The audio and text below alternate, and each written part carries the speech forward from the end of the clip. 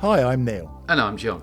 And you're listening to World of Telly, the podcast where John and I watch every single TV programme ever made in no particular order. And what are we watching this week, John? Andor. Now, am I right in thinking that we're the only podcast on the planet that has covered both Don't Drink the Water and Andor? I fucking hope so. They're both spin-offs, though, of beloved classic franchises, so there is a similarity. There is. I mean, obviously, On the Buses was much bigger historically than Star Wars. That's true. And we're also responding to a bit of feedback we've had from one of our loyal listeners. I got a letter here from Miles Hammer. He wrote in and said that he loves the podcast, but can we please do something that he's actually heard of? So I don't know if he's seen Andor, but I'm pretty sure he's heard of it. This is what we're aiming at, you see. We're responding to our listeners by actually going blushingly close to something you've heard of. Now, John, the other reason I chose to look at Andor this early on in the run of all the programmes that we're going to be looking at is that I've known you for a very long time and we're both of a similar age. We both like similar things, and yet we've never, ever spoken at length about Star Wars. So this was my way of getting you to talk for at least 40 minutes about Star Wars. Where do you stand on Star Wars? Well, I'll be brief. Like anybody else of that age, I was born in 1968, so in 1978, when I was probably 9, I guess, I saw it with my mum on holiday in Llandudno. My mum fell asleep during the final battle, which I definitely wasn't asleep. So, of course, I loved Star Wars because I did a lot. I read Splinter of the Mind's Eye, Han Solo at Star's End, or whatever it was called. Yes. My interest in the whole thing reached its peak around the time of Empire Strikes Back, which I loved. I thought it was great. And then I have to say that by the time, I was going to say Revenge of the Jedi, but that just shows my my fandom a little bit, doesn't it? Return of the Jedi came out. I was sort of losing interest even when it came out of the cinema. I was about 15. And I kind of lost interest in it, to be honest. We were slightly too old for the Ewoks, weren't we? That was the problem. We were the right age for A New Hope, or Star Wars as we like to call it. Yeah, New Hope is a terrible name for a film. My fondest childhood memory is going to see Empire Strikes Back on the very first day of release in Leicester Square. Wow. Somehow my mum got tickets for that. It was a traumatising experience, obviously, Empire Strikes Back, but I still look back on that as one of my fondest memories. By the time Return of the Jedi rolled around, I think it was time to move on. So I didn't give Star Wars much thought for maybe 10, 15 years. And then the special editions came out in 1997. I don't know if you remember that. They had a cinema re-release. Oh, yes. And my stepdaughter was the same age I was when I first saw Star Wars. So it was obviously perfect timing. So I saw all of the films again. And then the prequel trilogy came out. How did you feel about The Phantom Menace, John? I mean, to be fair, I did watch them, but not all at the cinema, the next three films. You didn't go to midnight showings? No, I went to see The Phantom Menace, and then I think I saw the other two on either satellite, telly, or DVD. So you really didn't care? No, I really didn't. It's like some people are with Doctor Who. We aren't. We weren't. They just like it for a couple of years and then sort of grow out of it and not interested in it anymore. And I was like that with Star Wars. I didn't have any kind of animus against the prequel trilogy at all. I saw it when it was convenient to watch it, but I wasn't really very bothered about it. Right, and what about the sequel series that came later? Did you go to the cinema to see them, The Force Awakens? The Force Awakens. I did go to the cinema to see Force Awakens, and I really, really disliked it. Yeah, me too. Again, fine. It just seems so repetitive. It felt creatively bankrupt to me. It was a beat-by-beat remake of the original film with no new ideas. Yeah, and it was like that kind of thing that everybody seems to be related to each other. Everybody's the daughter of someone, and I just found it incredibly tedious. So I didn't and have not seen the next two. I just didn't bother. You haven't seen them? No. Wow. No. I am so jealous. You're really selling it to me. They're two of the worst cinema experiences I've ever had. I got a bad feeling about this. But what I did deliberately do, because I could sense it was something different, was I went to see Rogue One. That was after Force Awakens, wasn't it? So I did go and see that because it sounded more interesting than yet another Star Wars film. And I suppose that was my momentary dalliance until Andor into the kind of extended Star Wars universe, I suppose. When Rogue One came along, I was pretty cynical about the whole thing. I think my love for Star Wars had been killed with The Force Awakens. I remember thinking at the time, who asked for this film? Who really wanted to see the people stealing the Death Star plans. Why is that an interesting film? One line from the roll-up caption at the beginning of Star Wars, isn't it, basically? It's a story that didn't need to be told. The gossip on the street was that there was loads of reshoots and there's been trouble behind the scenes, and, you know, this was going to be a dog's dinner of a film. I'd heard lots of bad reports. And I remember sitting there, and about halfway through, I remember thinking to myself, God, wouldn't it be great if they killed all the characters? Wouldn't it be wonderful if they had the balls to actually kill all the main characters in this film? Not that they'll ever do that, because this is Disney. And then, what do? They go ahead and kill them all. Killed everybody, absolutely. Yeah. It did strike me that you could tell, because I thought the first sort of half of it was a complete mess, or near enough the first half of it. Like, you're jumping between planets with captions all the time. And it just seemed to really meander and not really kind of pull itself together. And then basically, the thing that makes the film is a massive battle for the sort of last sort of hour, isn't it? And as you say, they all die. Spoilers, I suppose we should have warned about that. Yeah, there's going to be spoilers for everything. So if you haven't seen Andor, spoilers for my opinion, I think it's the greatest TV program of the 21st century, and you should definitely watch it before you listen to this podcast. So, yeah, I quite like Rogue One. But one thing I didn't come out of that film thinking was, I really wish I knew more about that Cassian Andor guy. Yeah, I mean, I must confess, I struggled slightly to remember who he was when I heard that Andor was coming, because there is quite a kind of like a team of people on that team of rebels. Yeah, he's not even the lead character, is he? He's certainly not the lead. Yeah, he's supporting, isn't he? This was at the time where Disney were announcing everything. All these Star Wars spin-offs. There was going to be a Yoda TV series. I mean, some of them came to pass, like Boba Fett, The Mandalorian. And they were just throwing shit at the wall, really, to see what was sticking. And when they came up with Andor, I just thought, why would anybody be interested in the supporting character of a film that no one asked for in the first place? So I was very dismissive. I don't know how you felt about it. Well, I didn't have any feelings about it. Every time I heard about a new one-run series, I just thought this sounds... I mean, I heard more buzz about The Mandalorian, I think. But the one that made me laugh more than anything else was Boba Fett. Yeah. I mean, who the hell wants... all the mystique stripped away. It's almost like the kind of like the filling in the gaps approach of Big Finish, yet done in a massive Hollywood blockbuster style. I mean, you know, Boba Fett isn't there to kind of like have a 10-part series about him. But no, so Andor wasn't even on my radar until it actually started, and then I actually started to hear some things that indicated that it was a bit out of the ordinary for the Star Wars extended universe. I think the thing that obviously sets Andor apart from all the other Star Wars paraphernalia is that it's aimed at adults and not at kids. Now, this is not the first time that Star Wars has sort of dealt with the adult side of things. I mean, who can forget the 1978 holiday special where Chewbacca's dad watched VR porn? I mean, that was dabbling with adult themes, but no, this is one of those cases where a franchise grows up with its audience. I mean, there are other examples of this. Battlestar Galactica was a much more adult take on what was originally a kids' TV program. Torchwood, an adult version of Doctor Who.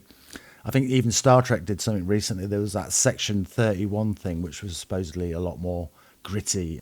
So it was sort of inevitable that this would happen, that a kid-friendly franchise would suddenly create something specifically for an adult audience. I mean, I couldn't imagine an 8-year-old me watching this. I mean, normally I would think this is a really terrible idea. Because, you know, it's a Doctor Who thing as well, isn't it? There are certain fans of a certain age, like our age, not me, I hasten to add, who say things like Doctor Who should be more gritty, it should be like Caves of Androzani all the time and all of that kind of thing.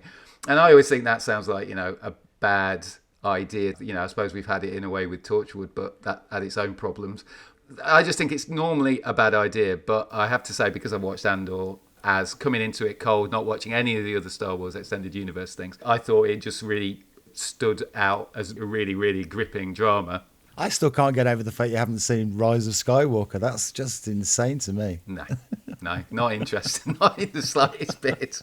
So anyway, let's get back to Andor. And the guy that was showrunning it, Tony Gilroy, he was the guy who supposedly came in and saved Rogue One when it was all going pear-shaped.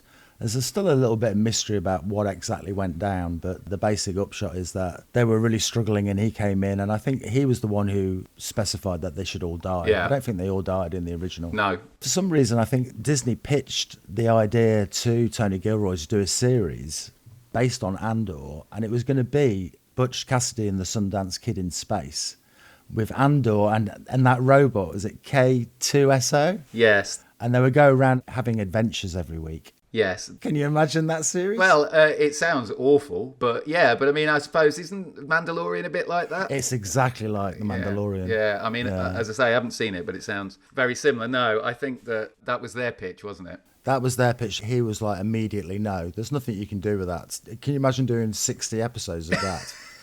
It'd be like the Fantastic Journey again. They'd turn up on a different planet each week, wouldn't they? Oh, in God. a new situation. Yes, it'd be the same sort of thing.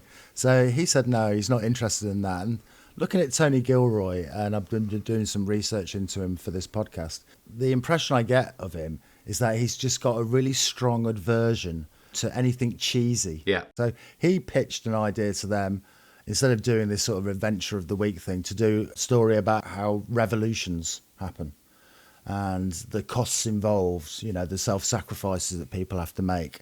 That was the pitch, and it was originally going to be 5 seasons. Yeah, 5 seasons is too long for anything like this. I understand the concept that it was 5 years. It was covering a 5-year period, as 1 season for each year. But my big bugbear about series TV, which, you know, a lot of people argue quite rightly, is probably the natural form of television, that you can tell a story and give it the room it needs. What series have tended to be is that you are contracted to do a certain number of series, and that's a totally unnatural length of time to tell the story. So you end up with most series going for far too long because of the fact that, you know, they want to have a certain amount of output for the money that they put in. And that's been a disaster for loads of series, even the really, really high quality ones like Sopranos and Mad Men and things like that. So I actually think that worked to Andor's favour, I think. And the reason why they decided to ditch that idea is because they started filming the first season of Andor when COVID hit. And it just turned into a real ball ache making the programme. And they just basically looked at each other and said, fucking hell, this is really difficult. How the hell are we going to do 5 years of this? So they basically said, look, this is really difficult to make. Let's concentrate it down into 2 years. And I think that decision was made very quickly. I'm sort of torn because on the one hand, I would like to have seen more Andor, but on the other hand, it had enough time to tell the story. I think it did. What is Andor about, John? Because it's not just about Andor, is it? It's quite a misleading title, I think. It's more of an ensemble. It's definitely an ensemble. It's about the growth of the rebel activity, a rebel alliance, I suppose it eventually forms into, against the Empire. And basically, it's about the different levels of where the revolution is coming from. You've got people who are living hand to mouth, like Andor. Andor's adopted mother is a sort of kind of like a focus of resistance. And you have that very localized resistance, and periodically the Empire have come in and murdered people within their community. You also, though, have Mon Mothma, who's a senator, and she basically is starting to work with someone called Luthen, who is the sort of hidden face of the resistance. But at this point, it's nascent. It's not a rebel alliance. And he's effectively having to do the dirty work of trying to organise the rabble and kind of coordinate the pockets of resistance without being discovered. And that's where we fundamentally are when the series starts. And Andor is effectively someone he's an immigrant to the society he's in. And he basically is on the wrong side of the law most of the time, but he hasn't got... In fact, if anything, he's avoiding having to think about actually fighting the Empire. He's just trying to survive and trying to get the people through.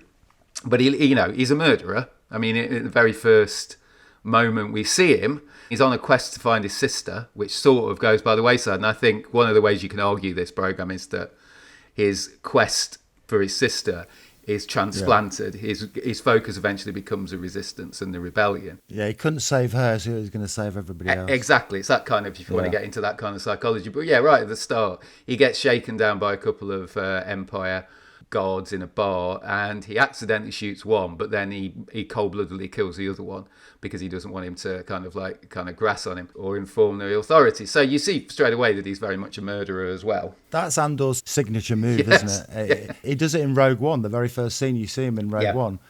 He shoots one of the good guys, sort of putting him out of his misery, I guess, so he's not tortured. And he does it again in the series. He has this thing where he'll shoot you in mid-conversation. Yes, and lots of people do that. Luthen murders quite a few people in that way, quite significantly. The most important person of all in terms of the Death Star just gets cold-bloodedly murdered. I think that's what makes the program so great, is the good guys are placed into these horrible situations where they really do cross that line sometimes, and they're aware of it as well. I mean, Luthen, played by Stellan Skarsgård, I mean, just incredible performance. And there's a speech in the middle of the first season, I think it is, where he explains what he's had to sacrifice to get this rebellion going. And he basically says he has to use the tools of the enemy and he has to become the person that he hates to defeat them. It's a very powerful moment, and I think that sort of sums up the series as a whole, people placed in these terrible situations. And also knowing that he'll never even get any credit for it. I've given up all chance at inner peace. I made my mind a sunless space. I share my dreams with ghosts. I wake up every day to an equation I wrote 15 years ago from which there's only one conclusion. I'm damned for what I do. My anger, my ego, my unwillingness to yield, my eagerness to fight, they set me on a path from which there's no escape. I yearn to be a savior against injustice without contemplating the cost, and by the time I look down, there was no longer any ground beneath my feet. What is my sacrifice? I'm condemned to use the tools of my enemy to defeat them. I burn my decency for someone else's future. I burn my life to make a sunrise that I know I'll never see. You could easily have called this show Luthen and just made it about him. He's the most compelling character in the programme, I think. It's definitely his best performance since Mamma Mia. No, he is. He's great in it. He's great in it. He's fantastic. And he's sort of like embedded in the higher echelons of society as this antique dealer. He's like Lovejoy. Yes.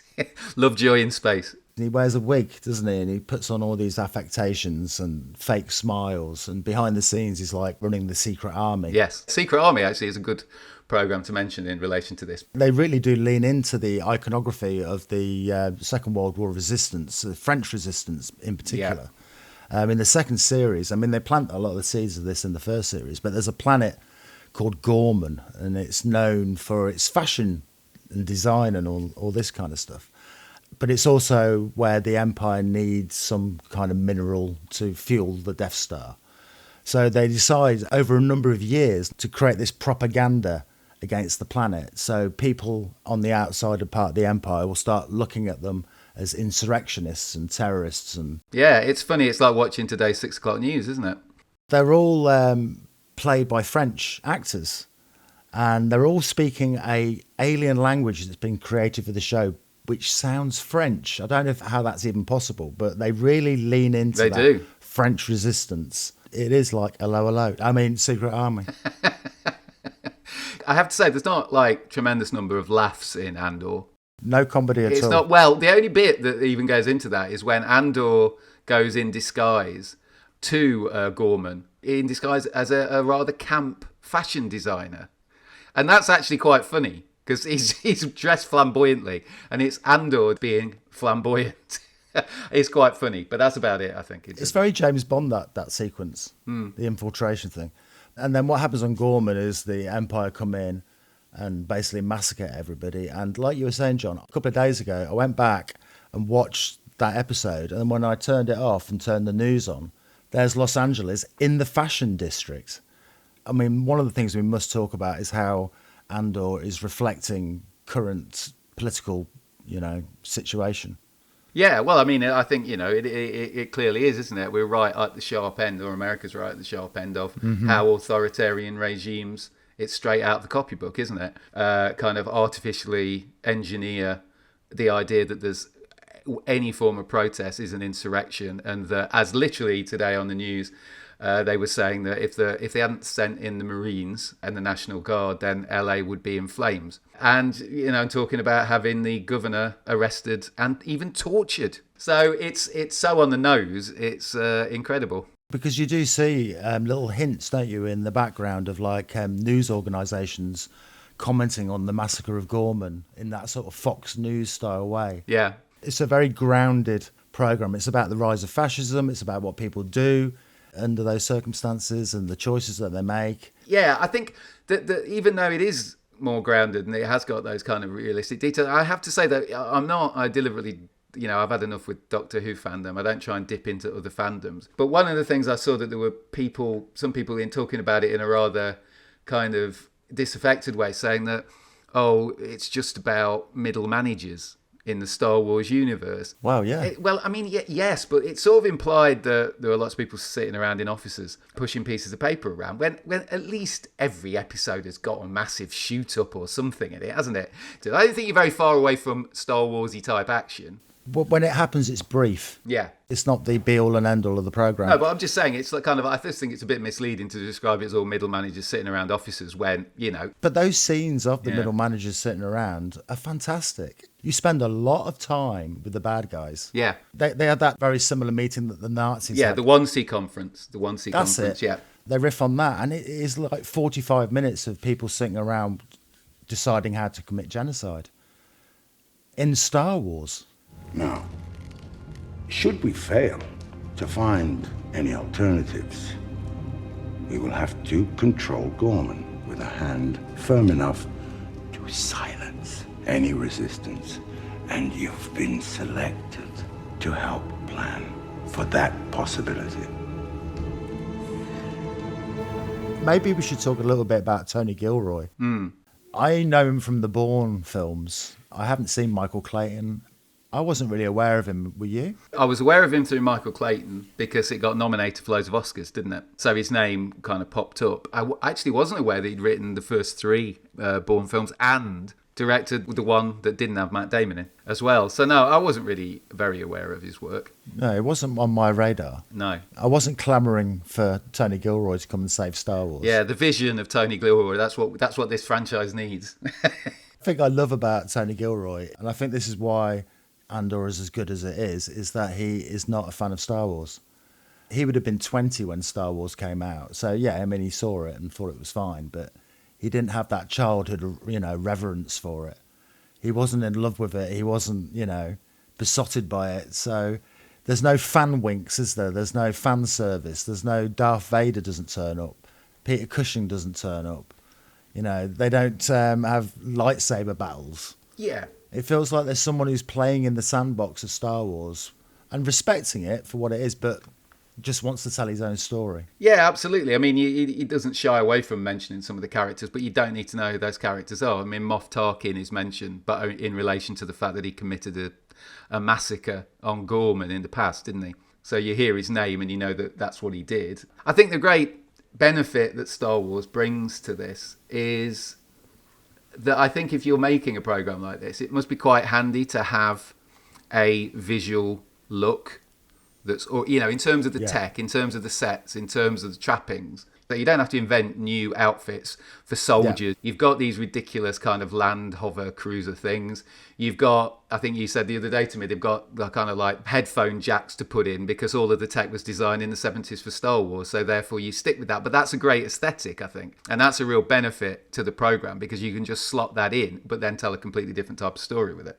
Can I just say, I think it looks fantastic, just purely from a visual perspective. Yeah, you can see every one of the $650 million it cost. $650 million. Yeah, they just announced it recently. Wow, worth every penny. And Gilroy said that he basically had to battle, as you would expect, for the second series, and that Disney just said to him, streaming's fucked. I tell you what, every dollar's up there on the screen. It does look like that, I have to say. It looks incredibly expensive. It's the most cinematic TV programme I think I've ever seen. Normally, there's always that sort of scale down. Even with things like the Ben Kenobi series, you can sort of tell they're shooting it all on little green screens. Whereas in Andor, they try and make as much of the locations, real locations, as they possibly can. And I think that really shines through. There's a sequence where they go and rob an Imperial bank. And it's filmed in Scotland. And it's filmed at a real dam. Yeah. It's like something out of Blake 7 where they would go to, take on the Federation in the middle of northeast England. And it looks fantastic. Yeah, it does. And I mean, some of the buildings they use for the wedding at Mon Mothma's place is unbelievable. I think that's in Spain, isn't it? And then there's that building when Andor springs Mothma from the Senate House. What is that building? That's absolutely incredible. Maybe there's some glasswork there or the equivalent. It does look astonishing. Yeah, and I think the direction as well is really striking. It reminded me of Stanley Kubrick. I think the director is Tony Haynes. who worked on Doctor Who. I think he did The Christmas Carol. He did some of the arcs. He did the one in the prison. And the direction in that just looked like Stanley Kubrick to me. It's up there. It's impeccable. So yeah, it looks great. The acting is fantastic. We've mentioned some of the actors. I mean, should we talk about some of the characters or what? Let's talk about Syril and Dedra, the real love story. Yeah. Yeah, what I want to talk about is what Syril's cereal that he has when he's with his mum. That sort of classic blue liquid Star Wars blue milk cereal he has when he's being told off by his awful mother. Yeah, well, Syril is this sort of... It's hard to resist saying nice one, Syril, isn't it? I don't think it has the same ring to it in America, Syril. No. Because I found out the other day that I'd forgotten that in one of the Han Solo spin-off books, one of the characters is called Bollocks. And they had to change it for the English print of the book. Oh, no. So I think Cyril's probably not a comedy name like it is over here. It's spelt with an S as well. I know it's spelled that. That doesn't get around it. It doesn't. I'm afraid that doesn't get around it. But yeah, Syril is he works for the Empire. He's trying to make a name for himself, but he's a little bit headstrong, and he wants to investigate the murder that Andor has done right at the start of the series. So he goes all guns blazing to Andor's planet and takes loads of people and really ignores what his bosses have said, which is just let it go. It's not important in the scheme of things. And it's a total disaster. And there's 2 times in this program that Andor meets Syril. Andor catches Syril and holds a gun to his head behind him. Yeah. Then he trusses him up along with Luthen. And then they make a fool of him and kill off loads of his men. And basically he gets sacked. Always very intriguing about exactly where they're going with it. Yeah. Because it's not at all clear in the first series after he gets sacked. But then at the end, he's tried to intervene with Dedra, who's this kind of middle management in the, what is it, the ISB? The Imperial Security Bureau, I think. Yeah. So she works for the ISB. She's very ambitious. She's trying to work her way up. And she's the one who starts to realise that there might be a Luthen figure coordinating things. So she's trying to look into that. But at one point, Syril intervenes with her, kind of accosts her in the street to tell her that, his idea on things. And she refuses to have anything to do with him. But then at the end of Series 1, there's a riot and she's about to get dragged away by the mob and killed. And Syril suddenly appears and saves her. Yeah. And then when you get to the next series, they're a couple. Yeah. He's like a radicalised Imperial, isn't he? He's been brought up in this system, and Andor becomes his nemesis. Yeah. And he spends, the next 5 years trying to track him down. And the irony is, when he finally does track him down in this amazing moment where all hell's going on this planet, Ghormann, he actually wins the fight against Andor. He does. He has the draw on him. He's got his gun pointed at him. And Andor's like, who are you? He's got absolutely no idea who this guy is. And that's even what the episode's called, isn't it? Yeah, who are you is a great moment because it's just Andor, he's got various fish to fry. He has not got a clue, and the other guy's been obsessed by him for 5 years. And the thing that's really affecting about that moment is Syril actually starts to lower his gun, and then he gets shot in the head by someone else. Yeah, it's a complicated thing with Dedra as well, isn't it? Because she's from a kind of criminal family. Her parents were probably killed and she was brought up ineffectively in a care home, however horrific that must be under the Empire. And in the first series, when she's trying to sort of make her case, you sort of side with her a bit, don't you? Because she's a lone woman being sort of snarked at and generally brought down by these awful men. On the one hand, you're sort of slightly rooting for her. On the other hand, she's a fascist. Her arc is quite a funny one. Firstly, she becomes the person who orders the massacre on Ghormann. She's the one who actually is ultimately responsible for this kind of genocide beginning. It's her idea, isn't it? Yeah, basically, the whole propaganda thing, and then trying to tempt the rebels into committing an atrocity. It's all black ops, basically, isn't it, that she runs? And that's all her idea. And then after that happens, she then kind of gets hold of where Luthen is, but she stupidly confronts him. He tries to kill himself and ultimately dies. And she gets into a lot of trouble before that. But then the kind of icing on the cake is that Luthen's agent, whose name always escapes... Lonnie, who's probably the most important person in this, he basically has got her login at work. He's nicked her login. and has basically used her login to kind of, which has got access to all areas on the computer system. It's got the Death Star plans on there. And got the Death Star plans. And so basically she ends up, because she's been so stupid about that as well, and has put the whole thing at risk because, you know, she's overreached in all sorts of ways. She just ends up in prison. The thing I like about it is that the only time, and we've talked about this before a bit with Syril and Andor, loads of characters in this series do not ever meet each other and sometimes aren't even aware that the other person exists. The only time that Andor interacts with Dedra in any way is when he's got a sniper's gun on her and he's about to try and assassinate her. That's basically it. And you get a lot of that. You don't get showdowns, or very rarely get showdowns. I suppose Syril and Andor do. But then that's got that twist of the fact that Andor's bewildered by who this person is who's fighting tooth and nail to kill him. And it's just like, well, who the hell are you? You get a lot of that. And I think we've just mentioned Lonnie, who's basically the guy on the inside of the ISB, who basically has been set there for years, working his way up through the ranks. He's the one who finds out the Death Star plans and gets them to Luthen. Yeah. And Luthen shoots him. Yeah. Because he's too much of a liability. Yeah. It's those kind of decisions that have to be taken that it's very grim. It is, but whoever knows Lonnie's name? And there'd be no Death Star destroyed without Lonnie. Exactly, but no one celebrates Lonnie Day. No, they don't. The rebellion on Ghormann was a front from the start, a cover to strip mine the planet for some mineral that they need. They're not looking for partisans on Jeddah. They need kyber crystals, the crackdowns, the public order, the labour camps, Scarif. Fronting for what? A weapon.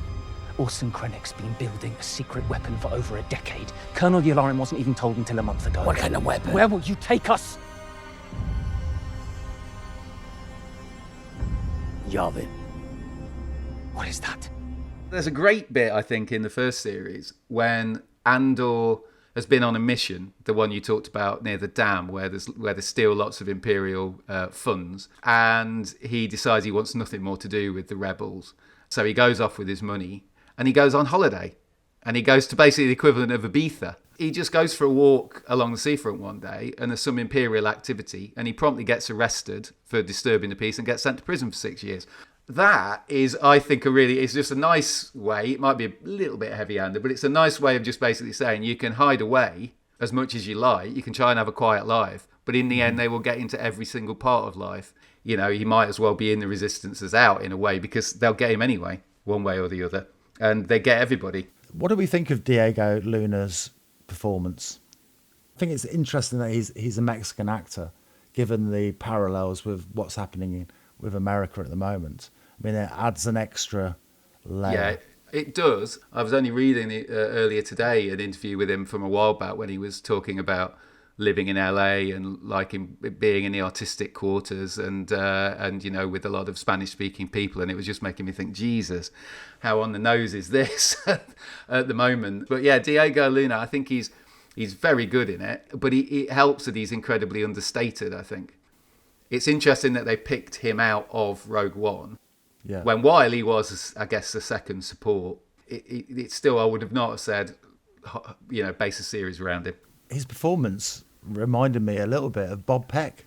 There's lots of scenes of Diego Luna staring into the middle distance, you know, with tears behind his eyes. It's very powerful when he does it, and you know, it's very understated performance. Like you say, it's not Han Solo. It's not this sort of like cocky, charismatic character. He's like a haunted character. And the relationship with Bix, his girlfriend, is fascinating as well. I mean, she's tortured by the Empire in the first season, and from that point on, she basically never really recovers. She's got like PTSD. She gets a drug addiction. And again, you know that she's not going to make it out of this series, or you think she's not going to make it out of the series, because she's never mentioned in Rogue One. The fact that she leaves Andor because she recognises the fact that he won't do what's necessary if she's still around. It's heartbreaking. And then the final kicker is that she was pregnant and he had no idea. Yes, that is a kicker. But she also is influenced by the one bit of forciness we have in it. It's very, very subtle. There's a force soothsayer, healer type person. And she obviously recognises that the force is strong, or there's something that he's intended to do. And that obviously freaks Bix out. And it obviously freaks Andor out as well, doesn't it? Tell me what you saw. I sense the weight of things. Things I can't see. Pain, fear, need. Most beings carry the things that shape them. They carry the past. But some, very few. Your pilot. They're gathering as they go. There's a purpose to it. He's a messenger. There's some place he needs to be. And there's loads of famous British actors in here, or not famous, but faces you'll recognise. And this is again because of COVID. Because when they were shooting season 1, they couldn't get anyone to fly, because they were filming in England. They couldn't get anyone to fly out to be in a lot of these supporting roles. And Tony Gilroy tells this story where there's a lot of the great British actors that aren't employed because they were on EastEnders or Coronation Street, where he doesn't care about that. Trevor from EastEnders, the famous wife basher, he plays a major role. He does. At the start, he's Syril's sort of right-hand man when they do their harebrained project. You've also got Lee Ross, another Stephen Moffat alumni from Press Gang. Lee Ross plays the driver, the traitorous driver of Mon Mothma. Yeah, and the first guy he shoots, Andor, the security guard that he kills, he was in Coronation Street for 3 years. Lee Boardman, I think his name is. Right. Oh, that rings a bell, yeah. I thought I recognised him. So there's lots of British actors that pop up, but, that's always been the way with Star Wars, hasn't it? So it has, yeah. Keep the tradition going. Now then, come on, we need to talk about Mon Mothma's wedding, don't we? The Mon Mothma's daughter's wedding. Yes, yes. Now, some criticisms were around at the beginning of the second season. Particularly, people complained that it was too much time spent on wedding planning. And there's like a story arc, isn't there, where Mon Mothma's daughter's been married off. Basically, she has to get into bed with a criminal, somebody high up in organised crime. There's an underlying thing of the fact that the younger generation seem to be getting more reactionary again and going back into the idea of wanting to be in an arranged marriage and following the religions. That 3-episode arc finishes with the wedding of her daughter, and Luthen's there. And she's been basically getting money off this character played by Ben Miles, that you'll probably know from Coupling. And he's had second thoughts. He's running out of money, pressure's getting a bit too much for him. And he sort of threatens to blackmail her, basically. And she tells Luthen, and Luthen instinctively knows that he has to die immediately. Yes. She pretends that she's going to do a deal with him, but she knows deep down that he's going to die. Her best friend, essentially, is going to die. And this is while the wedding is going on. And then there's this amazing moments where... Do you remember the torture droid from the Death Star? Yeah. It's a version of that comes out, but instead of like having torture implements, it's a speaker system. And it plays this electronic dance music. And it basically turns into a rave. It's sort of like a medieval rave. And Mon Mothma starts dancing and freaking out to sort of hide the fact that she's torn up about her best friend dying. There's a great line, I think in an interview that you pointed me in the direction of, Stephen Colbert says it's his favourite line, which is when she says to Luthen, Mon Mothma says, I'm not sure what you're saying. And he says, How nice for you. because of course she does know what he's getting at. And it's at that moment that the music starts, and it's 20 minutes from the end of the episode. And then you've got an absolutely horrendous kind of litany of things that happen, because Bix is, has this horrific guy who tries to rape her. There's a bit where he falls over and hits his chin on a piece of metal, which makes me cringe every time I see it. And I'm still not entirely clear how they do it. I can believe all the explosions and how they do all things like that, but not how they get a guy to so realistically smash his jaw off a piece of metal. And then, of course, the Brasso, one of their closest friends, dies. And also, Andor shoots up loads of people flying a TIE fighter. So it's quite exciting as well. All while this Daft Punk style music. Well, it's very similar at times to Tame Impala song called Let It Happen. There's some bits in that very similar. It's a banger. It is an absolute cast iron banger, and unfortunately I've had it in my head for about the last 3 weeks.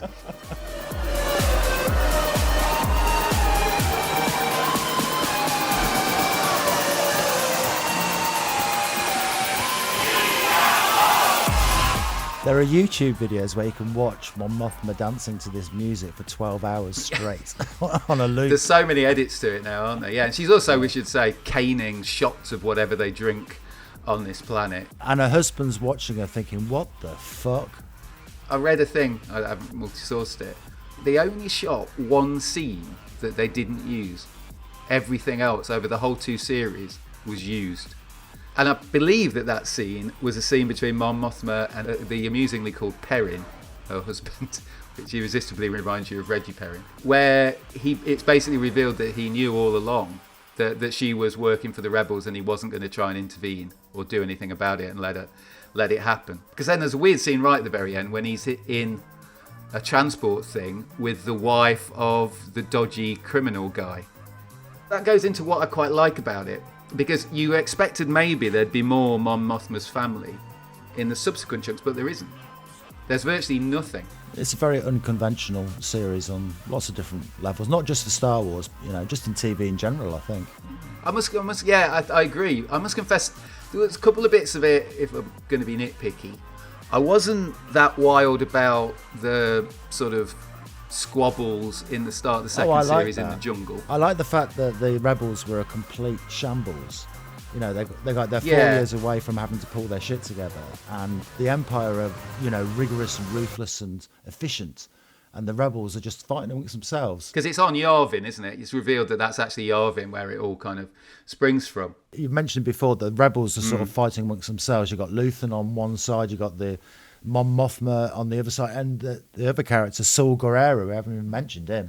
Well, I was just going to get onto that, because I think the only time, because I get this all the time with streaming series, I hate it when they put in an episode that delays everything, delays the main thrust, and it just becomes so obvious sometimes that they're delaying it with a couple of episodes. But the bit in the jungle I thought felt a little bit like that. The other bit that I thought I was a bit, maybe I'm missing something, but the Saul Guerrero stuff, when they were going around huffing the sort of fuel that they're using, it didn't really seem to come to much of a point. I assume it must be addictive. I mean, the point is, I guess, that he looks a bit like Darth Vader. When we see him in Rogue One, he's been sniffing his own supply so much. Yeah. He's got a ventilator. And I mean, I thought it was mainly going to be about the young lad who was Andor's friend who went with them. It was meant to be some kind of his growth, because he starts huffing it towards the end. But he never seemed to peter out a little bit, I thought. So that was maybe a bit that I thought didn't quite incredible work. Performance again, though, by Forrest Whitaker. Forrest Whitaker, oh yeah, understated. Krieger's a separatist. Maipei's a neo-Republican. The Ghormann Front, the partisan alliance, sectorists, human cultists, galaxy partitionists. They're lost.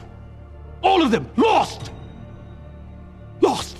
I found it gripping, and also, great kind of praise to it really is. I found it almost unbearably stressy, especially in the second series as it was building on. And even though that nothing's going to happen to him. Yeah, but it's everyone around him, isn't it? That's exactly. It's exactly. How does he? Who will he have lost on the way? Who will have got? Yeah, that's. And it was very stressful, I thought, as a program. So when you've watched Andor, one of the the instinctive thing to do is to immediately go and watch Rogue One, which I did. And I think it's a big mistake. And the reason I think it's a big mistake is that Andor is essentially a supporting character in Rogue One. So when you join him, you want to spend time with him. You don't want to spend time with this Jyn Erso woman, whoever she is. His final episode, he is a supporting character. And also there's not a romantic plot between Andor and Erso, but there's a sort of it's moving in that direction, which doesn't seem right to me with the whole Bix thing. No, it doesn't seem right. Obviously, that's the peril of the prequel, isn't it? Because of the fact that what's in the film that you're doing a prequel to is set in stone. There's nothing you can do about it. And they didn't have, when they made that film, any idea that he was going to be involved with someone else. So that's where it all falls down. He even says at one point in Rogue One, I've been in this fight since I was 5 years old. And it's like, have you? I suppose you could argue that he kind of got, the Empire did something terrible on his home planet and he went off, didn't he? But yeah, it's just, the thing is, it just doesn't work because they never work. Prequels, they unless you do the original thing with the full intention of doing a prequel that you're going to pay off later, they're never going to tie up properly, which is why there's always a bit of a flaw, I think, with prequels. though maybe Better Call Saul might be, as I say, an exception to that for various reasons that they did quite cleverly on it. I don't think it impacts on Andor, but I do think it impacts on Rogue One coming after Andor, because it just doesn't come after Andor, does it? You can't pretend that it does. And okay, there's some clever bits sometimes where they've threaded stuff through, but you can't dictate the acting choices in that film. It's a strange thing watching it straight after it. I thought it would enhance Rogue One, but it just had the opposite effect for me. Although interestingly, they do the same thing with the "Who are you?" bit. No, exactly. And I think you get that, as we've talked about, that's what I think is a real strength of this. These are people operating at completely different levels, of minor rebels up to the sort of penultimate to highest rank in the Empire. And why would these people interact with each other? They just don't. But obviously Tony Gilroy liked that line and used it even more effectively, because it is effective in Rogue One. I'm not dissing Rogue One completely, because it's very brave of a Hollywood film to do a Blake 7. So, John, has Andor rekindled your love for Star Wars? No. No. No, I just don't, because I see, to me, it's like... It's an aberration, isn't it? It's more like, it's not that I hasten to add, I don't hate Star Wars or anything, but I just don't have an awful lot of interest in watching it. This, to me, was like, it did feel like a standalone drama, and therefore, and I recommend it by lots of people, and I see why they recommended it, because it is good. It got nominated for loads of Emmys, the first series, didn't it? And it's probably going to do something similar with this lot as well. So it's just quality piece of work, I think. For me, it's probably killed Star Wars dead, because I will never be able to watch another series set in that universe. I'll always be comparing it to Andor. How does one balance such passionate competency with the mindless decision to confront Luthen Rail on your own? If you're not a rebel spy, you missed your calling. That's Andor ticked off our list. Yeah, quite a long list still though, isn't it? So if you like this podcast, please like and subscribe. And one of the things we'd like to do is open it up to you to make suggestions about what we should tackle next. I mean, we are tackling every TV programme eventually, so you could wait if you wanted to. But if you want us to talk about something quicker than maybe 2064, please leave your suggestions in the YouTube comment section or on Blue Sky. I think that's the easiest way to get hold of us, John, isn't it? Yeah, I think so, yeah. And we'll see if there's a consensus for what we should tackle next. And don't be shy. If you want us to do Gardener's World, it's not impossible. We were going to leave that one till quite late. Songs of Praise also will be a while. Just throw them into the mix and we'll see what we can do with it. Changing rooms. Oh, I could do that, actually. Until then, I've been Neil. And I've been John. And you've been listening to The World of Telly.